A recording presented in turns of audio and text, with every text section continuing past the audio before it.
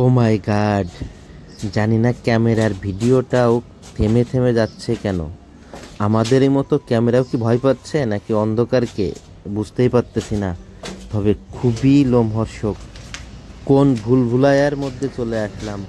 না রাস্তা চিনতেছি, না কোন দিক দিয়ে বের হব, না কোন দিক দিয়ে যাব ঢুকবো। ও, এটা তো তালা মারা। ও মাই গড, সত্যিই ভয়ের। তো হ্যালো ফ্রেন্ডস, কেমন আছেন আপনারা?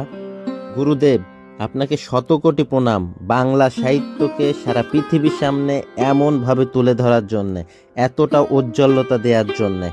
আমরা জন্মের পর থেকেই আপনার এই সৃষ্টিগুলা খুব সুন্দর করে পঠনের মাধ্যমে আমাদের ভিতর ঢুকায়নি, এবং তার জন্যে আবার প্রণাম এমন কিছু সৃষ্টি করার জন্যে, বাংলা সাহিত্যকে সারা পৃথিবীতে মাথা উঁচু করে দাঁড় করানোর জন্যে।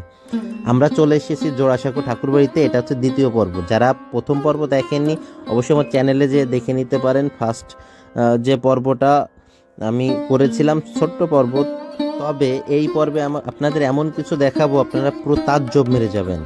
হ্যাঁ, এটা হচ্ছে কবিগুরু রবীন্দ্রনাথ ঠাকুরের সেই জমিদার বাড়ি, জোড়াসাঁকো ঠাকুর বাড়ি নামে যেটা প্রতিষ্ঠিত। এটা প্রায় আপনার 3500 বর্গ মিটার জায়গার উপর দাঁড়ায় আছে। বিশাল, খুব সুন্দর একটা ফুলের গাছ। এটা কি ফুল জানি না। দেখেন, এইটা হচ্ছে ফ্রন্ট, মানে সামনের দেখার, এবং ভেতরে হচ্ছে বিভিন্ন শত শত গ্যালারি আছে রবীন্দ্রনাথ ঠাকুরের করা। এবং বিভিন্ন দেশে, যে যে দেশে উনি ঘুরেছেন বা যে যে দেশের সাথে ওনার সম্বন্ধ হয়েছে, সম্পর্ক হয়েছে, সেই অঞ্চলের কালচারটা এক একটা গ্যালারিতে সাজানো আছে। এবং ভেতরে যে এত কিছু আছে, আপনারা 2-3 ঘন্টাতেও ঘুরে শেষ করতে পারবেন না। সারাটা দিন লেগে যাবে আপনার এই জোড়াসাঁকো ঠাকুর বাড়িতে এসে, যদি আপনি দেখে নিতে চান সম্পূর্ণ জায়গাটা। তবে হ্যাঁ, আমি এখানে সিকিউরিটির কাছে শুনলাম, মোটামুটি ফটো তুলতে, ভিডিও করতে করতে আমরা বিভিন্ন জায়গায় ঘুরে বেড়াচ্ছি, তবে সিকিউরিটির কাছে শুনলাম কতগুলা কক্ষ আছে বা ঘর আছে তারাও জানে না। এত এত বেশি, মানে কয়েকশো। দেখেন, আমরা একটু আলাদা হয়ে দূরে চলে আসছি, মানে সবার থেকে। এই জায়গাটা মনে করলাম ফটো তুলতে ভালোই হবে, আর ফটো তোলার ঝোঁক যেহেতু, বিভিন্ন জায়গা খুঁজে দেখার ঝোঁক, তাই চলে আসলাম ঠিক একটু পেছনের পার্টটাই। শিওর এমন ভিডিও আপনি আগে কখনোই দেখেননি জোড়াসাঁকো ঠাকুর বাড়ি নিয়ে আমি যে ভিডিওটা করতেছি। আর এখানে দেখেন এই জায়গাটায় ওই যে আরেকটা গেট দেখা যাচ্ছে, ওখানে লেখা আছে রবীন্দ্রনাথ ভারতী বিশ্ববিদ্যালয়। ওই দিক দিয়ে আমরা আসছি, মানে ওই দিক দিয়ে, মানে ওই গেটের সামনে দিয়ে আসছি, ওই গেটে নট অ্যালাউ। তো এইটা মনে হয় এখন হচ্ছে পরিত্যক্ত, অথবা মানে যারা সিকিউরিটি আছে তারাই আর কি দেখে শুনে পরিষ্কার পরিচ্ছন্ন করে রাখে। কিছু ফটো নেওয়ার জন্য, ছবি তোলার জন্য এখানে চলে আসলাম সেই বাহানায়। তো ভেতরে যেহেতু ছবি তোলা, ফটো ভিডিও নট অ্যালাউ, তো আমরা ঘুরে ঘুরে চারিপাশটা ঘুরতেছি আর ফটো তোলার নিচ্ছি। তবে আমরা পুরো মানে তাজ্জব মেরে গেলাম, আশ্চর্যান্বিত হয়ে গেলাম যে বিভিন্ন কক্ষ, বিভিন্ন ঘরগুলো দেখার পর। জমিদার বাড়ি যে কতটা সিকিউরিটিতে রাখা হয়, কারণ যে কেউ অ্যাটাক করে সেটাকে ধ্বংস করে দিতে পারে, এ ধরনের একটা থাকে। তো আমরা সিঁড়ি দিয়ে উপরের দিকে যাচ্ছি। সিঁড়ি দিয়ে উপরে যেয়ে মনে করলাম ওখান থেকে ফটো ভালো আসবে, বা এই জিনিসটা আমরা শেয়ার করলে, বোঝেন তো, যেহেতু আধুনিক যুগ, সবাই চাই যে নিজের দিকে নতুন কিছু আবিষ্কার করার এবং সেটা অনলাইন করে দেওয়ার। এই যে আমার ভাই যে দোতলায় দাঁড়ায় আছে সিঁড়ি দিয়ে উপরে উঠে, তো তার কিছু ফটো তুলে দিলাম, প্লাস আমি নিজে উপরে উঠতেছি। এগুলো পরে অবশ্য ওরা খুব সুন্দর করে আবার করে, যে যদি কোনো ওটা ভেঙে চুরে বা কোনোটা নষ্ট হয়ে যায় ওটা ঠিকঠাক করে।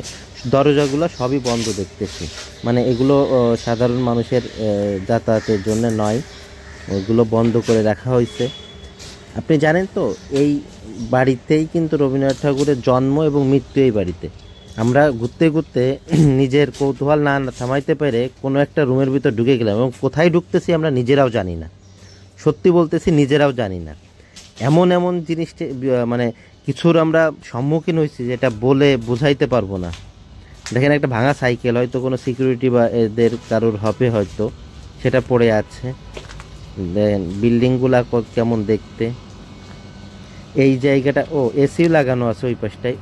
ওইটা হচ্ছে ফ্রন্ট, আর আমরা হচ্ছে ব্যাক পার্টে আর কি। তবে কোন দিক দিয়ে ঢুকতেছি আর কোন দিক দিয়ে বেরোনোর, এটা আসলে খুঁজে পাওয়াটা কেমন একটা পুরা গোলক ধাঁধার মতো মনে হচ্ছিল।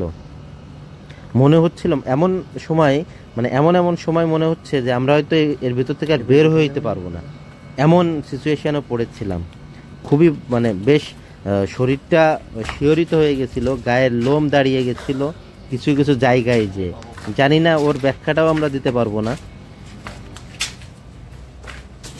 এই যে আর একটা সিঁড়ি পেলাম, এই দিক দিয়ে উঠতেছি, উঠে ভিতরে যাচ্ছি, মনে হচ্ছে কোনো একটা ভুলভুলাইয়া, সে ভুলভুলাইয়া সিনেমা দেখেন নাই? ও আরেকটা কথা বলে রাখি, এখানে এসে বুঝতে পারতেছি না, এটা অবশ্য তালা দিয়ে রাখা, উপরে যাওয়া নিষেধ আছে।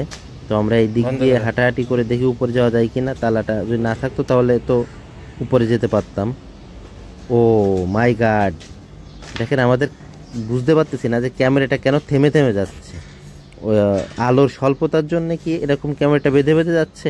সব জায়গায় তো ক্লিয়ার ক্যামেরাতে সুন্দর ভিডিও হচ্ছে, কিন্তু এখানে পায়ের আওয়াজের সাথে ক্যামেরাটা পুরো বুঝলাম না, থেমে থেমে যাচ্ছিল। হয়তো চাচ্ছে না কেউ যে আমরা ভিডিওটা করি। ও মাই গড, কোন দিক দিয়ে বের হব বুঝতেই পারতেছি না।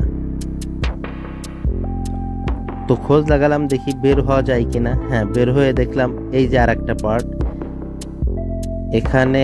অবশ্য হ্যাঁ, বের হওয়া যাচ্ছে, এটা কোনো ব্যাপার না। তবে আসলে একটা ভৌতিক ব্যাপারই মনে হলো, যে গাটা শিহরিত হয়েছিল। এবং কখনো কখনো আমরা আলোচনা করতেছিলাম, চলো বেরিয়ে যাই, চলো বেরিয়ে যাই। দেখেন ক্যামেরাটা পুরো আটকে আটকে যাচ্ছে, কেন জানি না। তবে আমার ছোট ভাইও বলতেছিল যে আর যাব না, বেরোয় যায়। আমরা অবশ্য ছবি তোলার বাহানায় এই এরিয়াটাতে আসছিলাম, তবে ভেতরে কৌতূহল হলো তাই ভেতরে ঢোকার। কিন্তু ঢুকে দেখেন কি অবস্থা, পুরো ক্যামেরাটা দাঁড়িয়ে যাচ্ছে, ভিডিও ঠিক মতো করতে পারতেছে না। হয়তো আলো স্বল্পতা নাকি অন্য কিছু, এটা সুপার ন্যাচারাল কিছু জানা নাই। তবে খুবই আসলেই আপনি যে কোনো সময় এর ভেতর গেলেই আপনি নিজেও ফিল করবেন যে আপনার গায়ের লোম দাঁড়িয়ে যাবে, যেটা এখন আমাদের হচ্ছে। একই সাথে ভয়ও কিছুটা পাচ্ছি, তবে ভয় তো দেখানো যাবে না, ভয় দেখালে তো আর সেটা তো বলারই নাই। ওয়াও, এই যে এই দিক দিয়েও সিঁড়ি আছে উপরে যাওয়ার। কত কত যে রুম, কত ভবন, মানে কত দরজা জানালা, কতগুলা গেট, আসলে পুরো মাথা নষ্ট হয়ে যাবে এর ভেতর আসলে। এই যে একটা গেট দেখলাম, এটা তালা দেওয়া নাই, তাই মনে করলাম যে একটু উপরে যে দেখি আর কি কতদূর কি ওঠা যায়। কৌতূহলের শেষ নাই, ভয় পাইলেও কিছু করার নাই, যাইতেই হবে। এই দিকটাই এই রুমটা তালা দেওয়া, এবং এখানে কারোরই অ্যালাউ নাই। তবে চলে আসলাম কি দেখি করে জানি না, মন টানতেছিল তাই। এই যে আরো সিঁড়ি দিয়ে উপরে যাওয়া যাচ্ছে আর কি। ও উপরে ছাদ দেখা যাচ্ছে এই ভবনটা।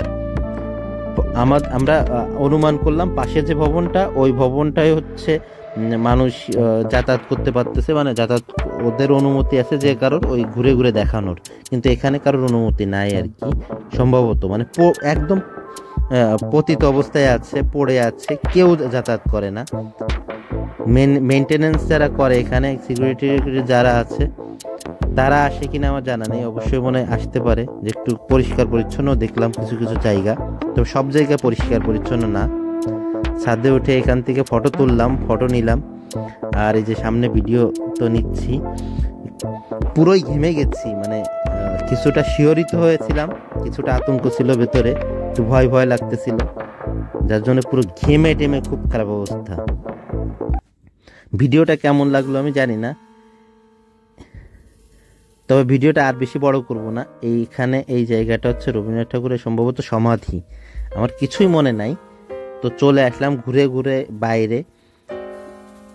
মহর্ষি দেবেন্দ্রনাথ ঠাকুর, এইটা হচ্ছে ফ্রন্ট। এখান থেকে আপনার এখানে জুতা স্যান্ডেল খুলে রেখে তারপরে আবার সারা গ্যালারিগুলো দেখে বেড়াইতে হবে। কেমন লাগলো ভিডিওটা অবশ্যই কমেন্ট বক্সে জানাবেন।